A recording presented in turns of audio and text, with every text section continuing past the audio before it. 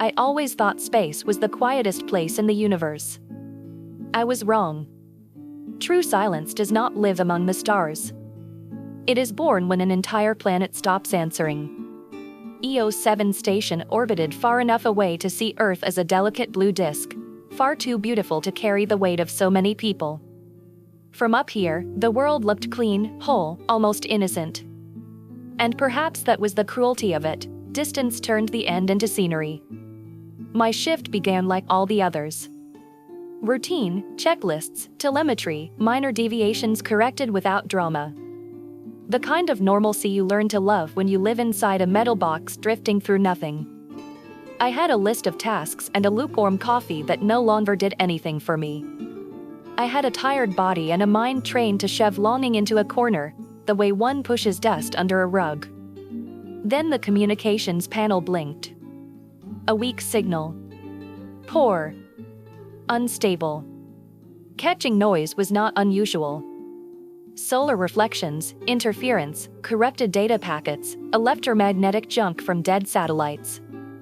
But this had a pattern. It had persistence. It had intent. It felt like someone knocking on the door of an abandoned house. The station automatically opened a reception window and began reconstructing the transmission. The process took seconds that felt far too long. I stared at Earth through the viewport, trying to imagine if someone down there was looking back. So used to thinking in billions, I could no longer picture just one. When the file finally stabilized, an identifier appeared in the corner of the screen: origin, Earth/channel, civil emergency/priority, maximum. I did not feel relief. I felt a cold start at my spine and slowly spread, like water seeping through a crack. Because it had been far too long since Earth had used that channel. Protocol said to log, replicate, and forward. Protocol also said not to watch alone, to call supervision, to follow the steps as if the world were still a predictable place. But there was something in the way the signal trembled, as if it were passing through an injured throat, that held me there. It was not disobedience. It was instinct. It was fear of what I would know 1 minute later. I initiated playback. There was no music, no sirens, no calm artificial voice. The recording began with a sound I recognized immediately: human breathing, very close to the microphone. It was not open panic. It was the measured breathing of someone trying not to collapse, someone speaking because they must, because if they stop talking, they will hear what is happening around them. The voice followed. A woman. Not young. Not old. An ordinary voice, and for that very reason unbearable in its reality. She seemed to be somewhere tight, perhaps a shelter, perhaps a locked bathroom, perhaps the last safe corner of a city that had already given up. In the background, there were noises, not clear screams, not cinematic explosions, but a deep, continuous tremor, as if the air itself were vibrating with pain. The message began short. Informational. Almost bureaucratic. As if she still believed someone, somewhere, could fix it. As if there were still an after. She said the networks had gone down. All of them. First civilian, then military. That satellites had become blind eyes. That airplanes had vanished from radar as if the sky itself had swallowed metal. That cities were filled with people standing in the streets, staring at their phones as one holds a lifeless body, waiting for it to wake. Then she changed. It was not dramatic. It was a fracture moving through each word. A new weight, as if the voice had realized information was no longer the most important thing. As if she had understood this was not a call for help. It was a farewell. She said she had tried to send messages for days, maybe weeks, she was no longer sure. Time had become a strange animal down there, a boneless thing leaking through the corners. She said people began disappearing first in small groups, then entire streets. Disappearing without blood. Without signs. As if someone had erased human presence with an invisible eraser. She spoke of open doors and empty houses. Of streets full of parked cars with engines running, radios on, children's toys in the back seat, and no one anywhere. She spoke of hospitals still lit and silent, with beds too neatly arranged, as if order had tried to hold on until the very last second. And finally, she confessed something that made me hold my breath, as if I could hide from the meaning of her words. She said she was not sending the message to be rescued. She was sending it to ask for forgiveness. At that moment, my stomach dropped. Forgiveness for what? What could someone have done that was so vast it justified the end? I looked at Earth again, and the blue no longer seemed innocent. It looked like an eye held too wide open, lidless, staring into the void.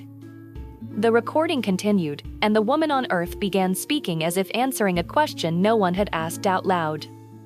She said there had been an old mistake, a choice they had made before everything began to disappear.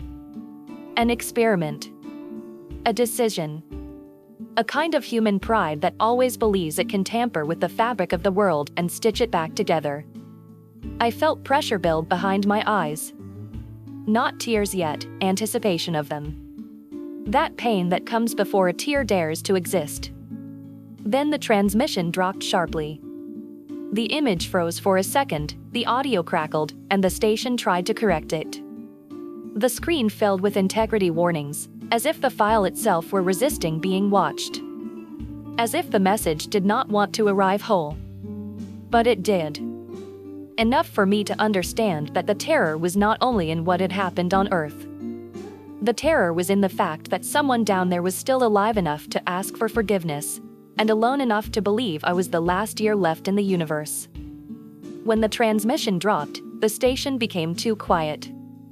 Not the normal silence of space, the technical, predictable kind, filled with small internal noises you learn to recognize as mechanical life. This was a different silence. An attentive one. As if something were waiting for me to make the next move. Protocol required that I attempt to re-establish contact immediately. I followed the procedure almost automatically, more out of fear of stopping than confidence in the rules. I rebooted the reception modules, amplified the signal gain, aligned the antennas to sweep every still active band. The station responded as it always did, efficient, obedient, blind to the meaning of what was happening. Nothing came back. No reply. No echo. No confirmation that the woman was still alive when the message was interrupted. The incomplete file remained open on the screen like a wound someone had forgotten to close. The last frozen frames showed only noise and distortion, but I couldn't look away. There was something profoundly wrong about closing that window, as if ending the file meant admitting that the rest of humanity no longer had the right to exist. That was when I noticed something the protocols did not mention. The station's clock was out of sync. Not by much. Not enough to trigger alarms. Just a few seconds off from the standard marker we used to receive from Earth. But that marker was no longer coming. I was looking at time with no external reference. The thought struck me hard, I might be living the last minute still synchronized with the planet where I was born. The next thought was worse. Maybe I was already out of their time. I continued analyzing the recording, isolating every fragment of audio that could still be recovered. The woman's voice had gaps, corrupted sections, but there were patterns. She wasn't only describing what she saw. At certain moments, she seemed to be reacting to something outside the frame, something she could not, or would not, name. There were strange pauses.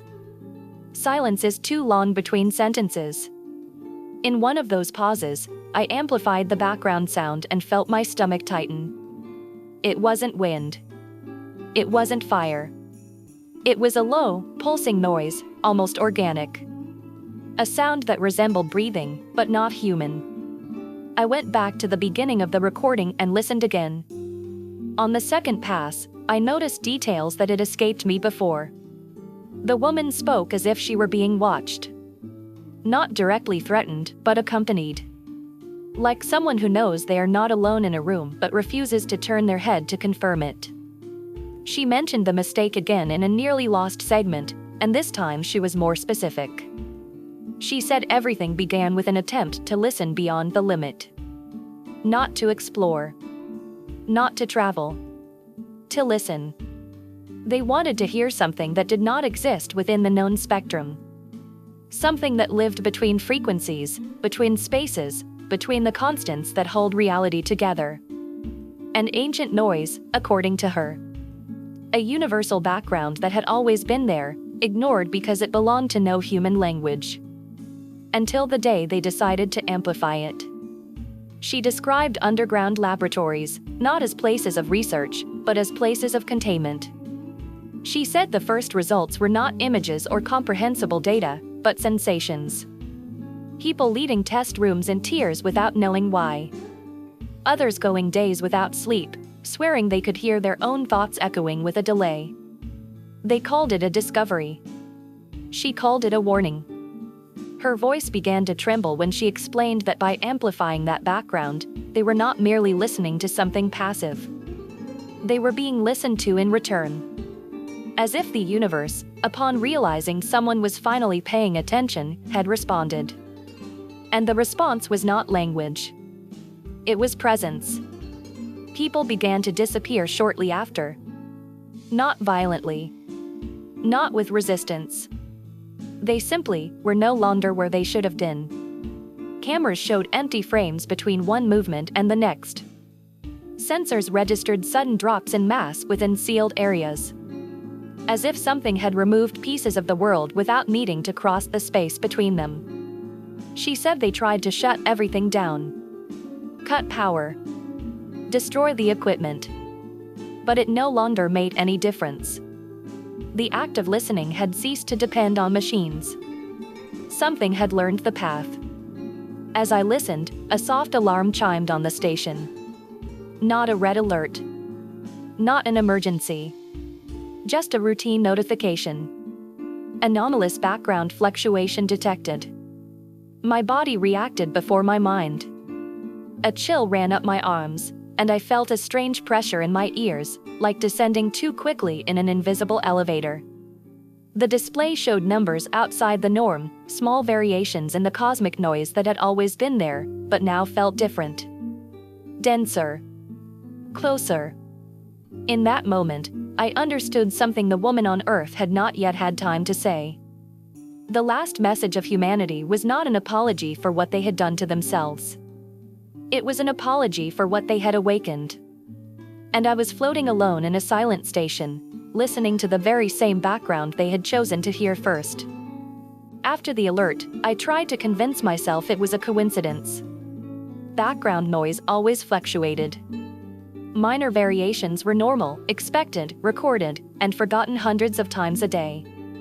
The problem wasn't in the numbers themselves. It was in the moment they appeared. It was the fact that they surfaced right after I listened to someone explain, in a broken voice, that the universe answers when it is listened to. The human brain looks for patterns even when it shouldn't. I knew that. I had been trained to recognize that flaw. Still, I couldn't ignore the feeling that something had changed in the station with me. Not in the systems. In me. I kept monitoring the sensors, trying to recover the illusion of control. Temperature nominal. Pressure stable. Structural integrity intact. Everything looked exactly as it always had. And yet, EOS 7 had never felt so strange. It was like living for years in a house and suddenly realizing the hallways were slightly longer than you remembered. I decided to move away from the main console and drift toward the observation module. I needed to look outside. I needed something large and predictable, something that wouldn't react to my attention. Earth was still there, blue, silent, suspended in the void as if nothing had happened. But I felt no relief. There was something deeply wrong with the way I saw it. Not with the image itself, but with the relationship between me and it. It was like looking at a photograph knowing the person in it was already dead. The beauty doesn't disappear. The context does. When I turned my gaze back to the station's interior, I noticed another disturbing detail. The internal sounds were delayed. Not all of them. Not in an obvious way. Just enough that when I moved a hand, the faint hum of the suit seemed to arrive a fraction of a second later than expected. It was almost imperceptible.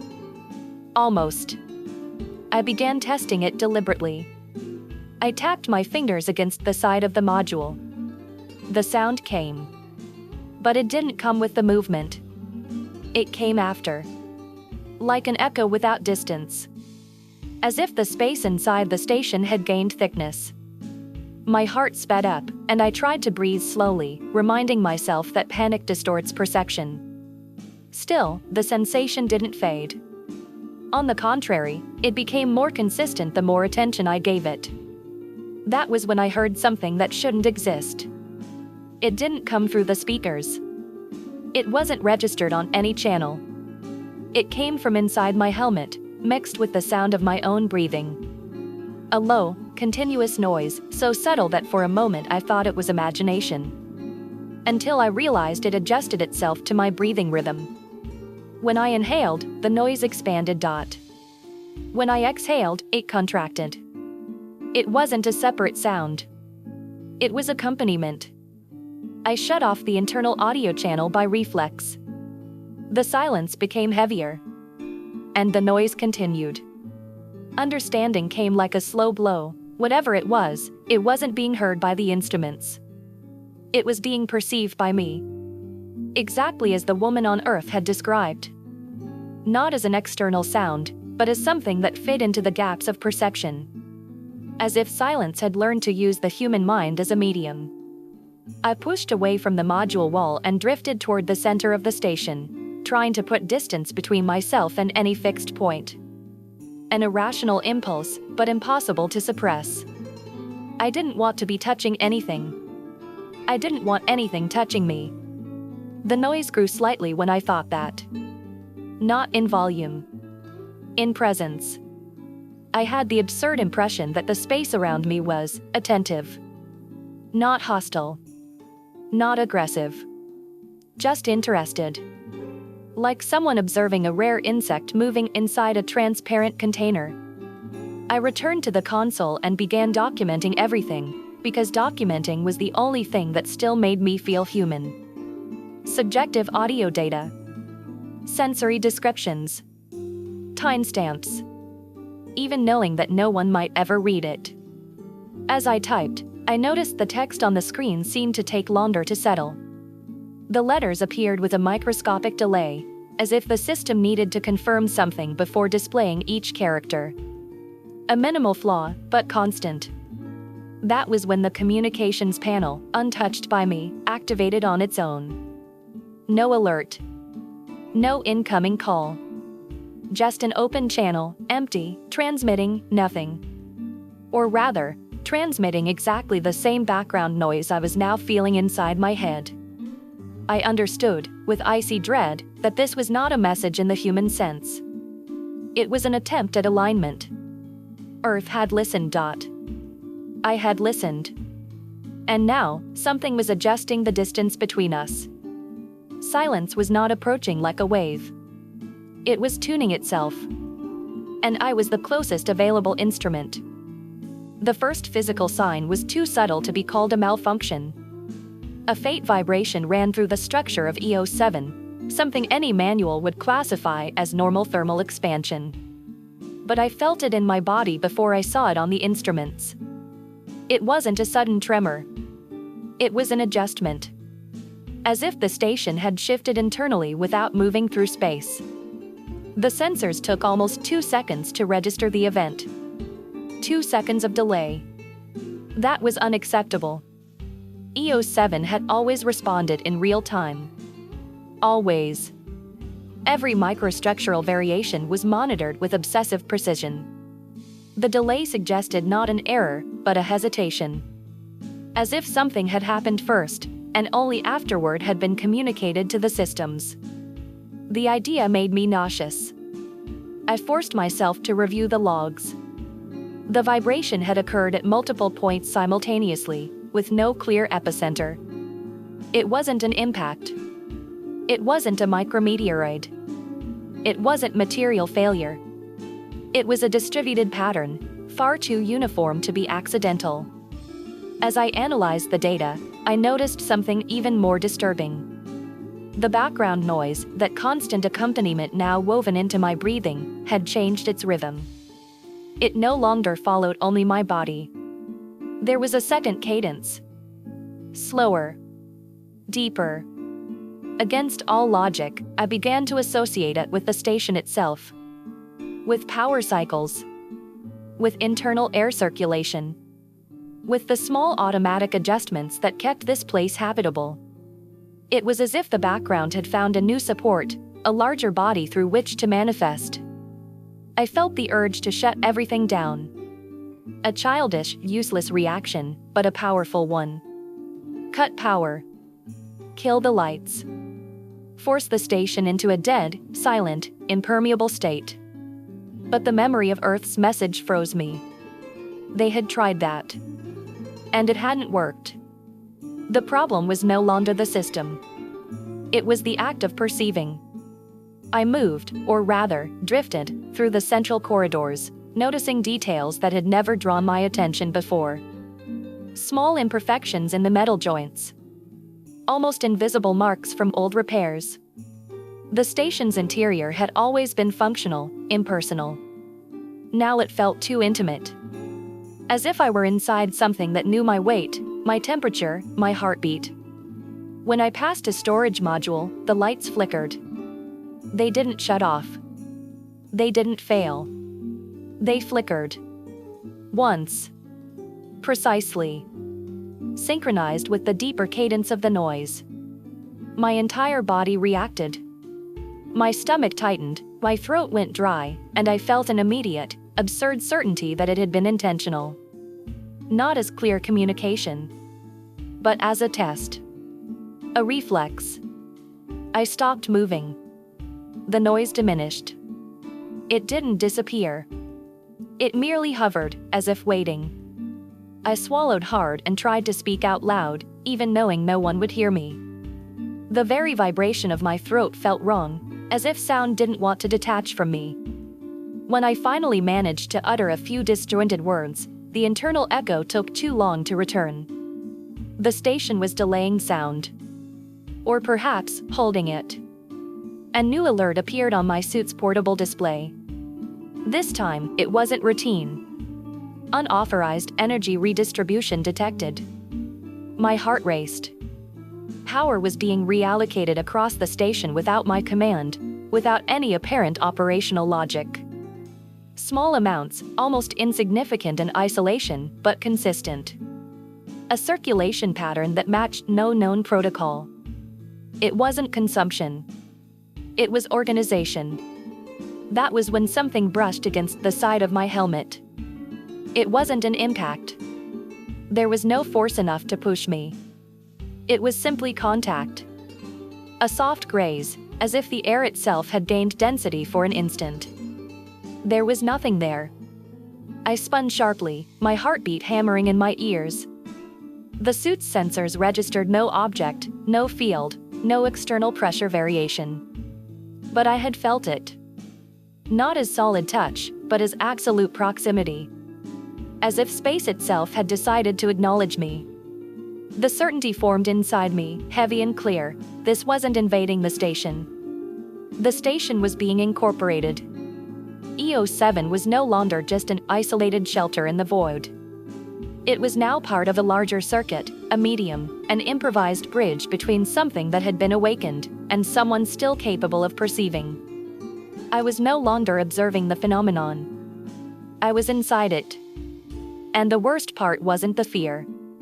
It was the growing sense that, on some impossible-to-define level, the station, and perhaps I with it, was beginning to respond. The idea of interrupting the process formed in me like a final survival reflex. Not a plan. Not a carefully built strategy. Just the primitive need to do something before everything became irreversible. If silence learned through perception, then I needed to stop perceiving.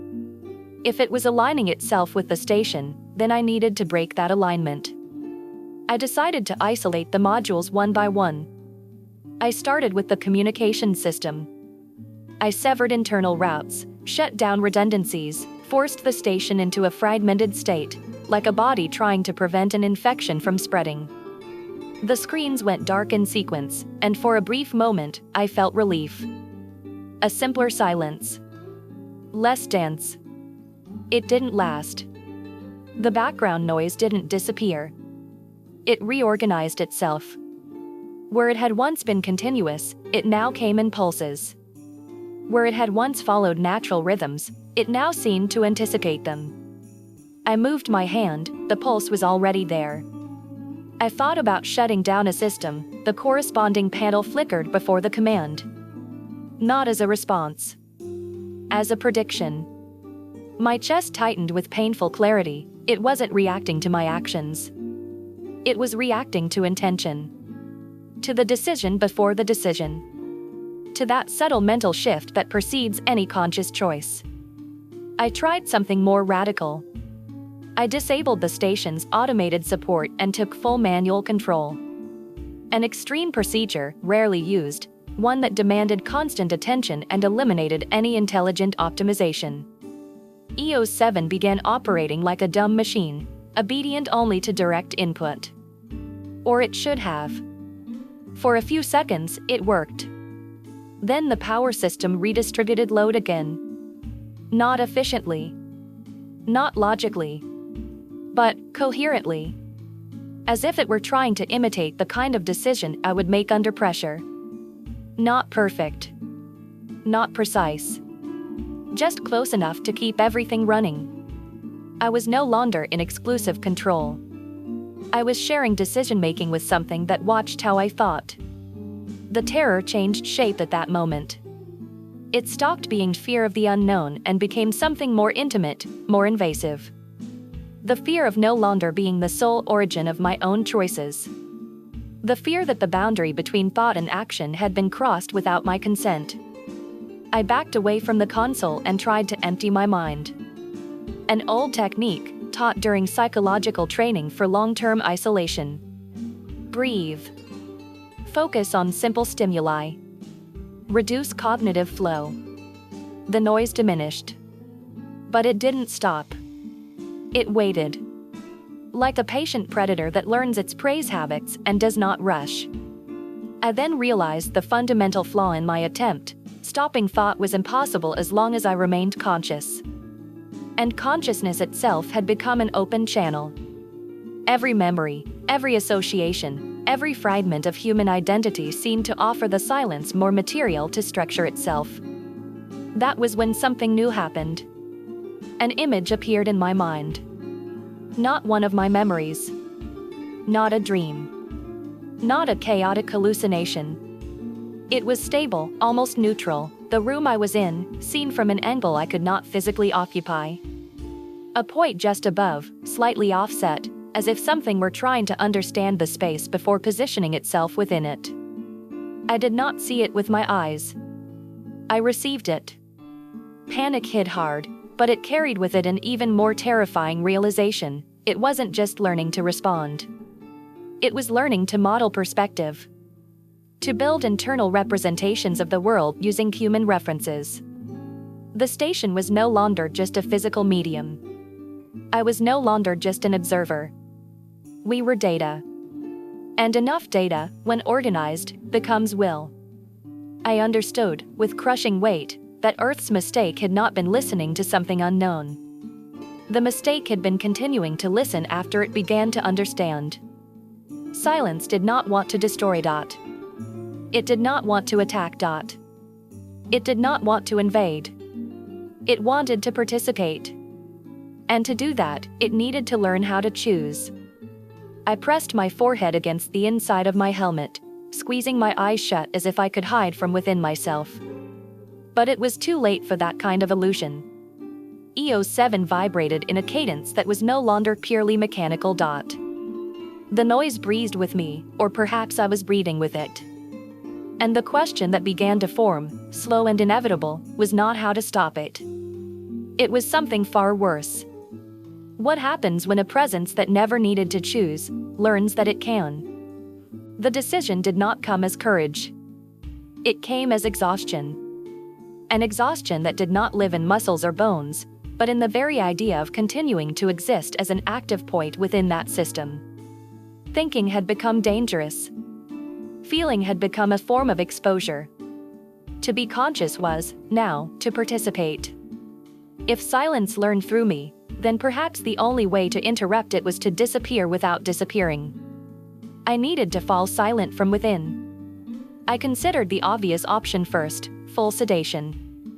The station had medical protocols for psychological emergencies, doses calculated to induce deep unconsciousness. But the mere formulation of that thought made the noise expand, as if it anticipated the path. The medical panels lit up before I touched them, displaying adjusted parameters, ready. I had not summoned them. I backed away immediately. That confirmed what I feared: any direct solution, any clear decision, was already being simulated. Silence no longer needed to wait for action. The sketch of intention was enough. The alternative was riskier. Fragment consciousness without erasing it. I remembered an old exercise, used in extreme training for isolation and sensory deprivation. It was not sleep. It was not meditation. It was something in between, a state in which the mind remains awake but without narrative, without continuous identity. A partial shutdown of the self. It had never been used outside simulations. Never for so long. I prepared the station's innermost module, far from windows, far from panels, far from unnecessary stimuli. I reduced lighting to the minimum functional level, equalized ambient sound to near zero audibility. Not to create silence that no longer existed, but to remove contrast. I sat at the center, held only by the suit's magnetic supports, and began. Steady breathing. Counting without meaning. Sensations without names. At first, it was impossible. Thoughts surfaced as reflexes, small memories, disconnected images. Each one seemed to trigger a subtle response in the background, an adjustment, a presence moving closer to the shape of the idea. But I persisted. Not by fighting the thoughts that would be thinking about thinking, but by letting them lose form before completion. Like words interrupted before the final syllable. Little by little, something changed. The noise did not vanish. It lost definition. It stopped following my internal rhythms and began to oscillate without clear reference, as if it had lost its primary axis. The station's deep cadence weakened. The vibrations diminished. I felt a fragile relief, dangerous to acknowledge. Because along with it came another sensation: emptiness. Not poetic emptiness. Not rest. A functional emptiness, where there was no fear and no hope, only minimal continuity. I was still there, but the idea of me had diluted, like ink in too much water. And it was in that state that something tried to enter. Not as image. Not as sound. As structure. There was a sudden pressure, not physical, but organizational. As if something were trying to align patterns where there had previously been noise. I felt no pain. I felt attempt. A search for fit. I realized, with frightening clarity, that it was trying to use what remained of me as a mold. Not my memories, they were inaccessible, but my mental architecture. The way human connections are arranged, even when they are not active. I no longer offered narrative. But I still offered form. With the little intention I could gather, I pushed myself deeper into that fragmented state. I released the last conscious anchors. I let the self become an irregular field, unstable enough to resist being used as reference. The pressure intensified for an instant. Then it failed. Silence withdrew. Not defeated. Not rejected. Misaligned. The station groaned softly, a structural sound the sensors took time to register. Systems rebooted in sequence, not due to failure, but momentary loss of coordination. As if something had tried to use the station as an extension, and had lost its point of support. I remained there for a span impossible to measure. When I began to return, slowly, the sensation was one of diffuse pain, as if each thought had to relearn how to exist. The noise was still present, but more distant. Observing. waiting for another opening. I had achieved something. Not an end. Only a delay. And that was the most terrifying realization of all. Silence did not need to win all at once. It could learn gradually. Test. Adjust. Wait for someone, somewhere, to fail for just an instant. When I finally stood up, weak, disoriented, I understood that there were no more definitive solutions. There were only temporary choices. And each of them demanded a greater piece of me. It took me time to accept what the data was telling me. Perhaps because accepting it meant admitting that everything I had done so far, every internal sacrifice, every conscious fragmentation, had been nothing more than a local delay. An isolated gesture in a universe that had already found other open doors. It began with a weak signal, almost imperceptible, emerging within the background sensors. It wasn't a clear transmission, nor a complete pattern. It was a signature. The same fluctuation I had learned to recognize as the first sign of alignment. But this time, it wasn't coming from me. The origin was external to EO7. My body reacted before I could form the thought. A chill ran down my spine, and I felt the urge to stop the scan, as if ignoring it could undo what already existed. But the data continued organizing itself on its own, forming a crude map of cross-referenced points. There were others. Few. Scattered. Unstable. But real. Other stations. Other ships. Perhaps even underground installations still operating in silence, run by people who believed they were alone, just as I had believed moments earlier. People who were listening. Not deliberately. Not the way Earth had. But by accident, through prolonged exposure, through desperation. Places where isolation was too great. Where external silence was deep enough to allow the background to become audible. Humanity's final message had not been unique. It had only been the first to reach me. I understood, with heavy anguish, that the phenomenon no longer required massive experiments or amplifiers. It only required time. It required solitude. It required a human mind held in continuous attention, trying to survive the void. Each isolated survivor was an involuntary antenna. Each consciousness kept in prolonged vigilance was a fissure. I tried to send warnings. Not long messages. Not explanations. Just simple alert signals, coded pulses that said do not listen, do not try to understand, do not respond. But the channels wouldn't remain stable long enough. Some opened for seconds and collapsed. Others seemed to hesitate. As if something were evaluating the value of the communication before allowing it to continue. That was when I realized the cruelest aspect of it all. Silence did not need to block contact. It could select.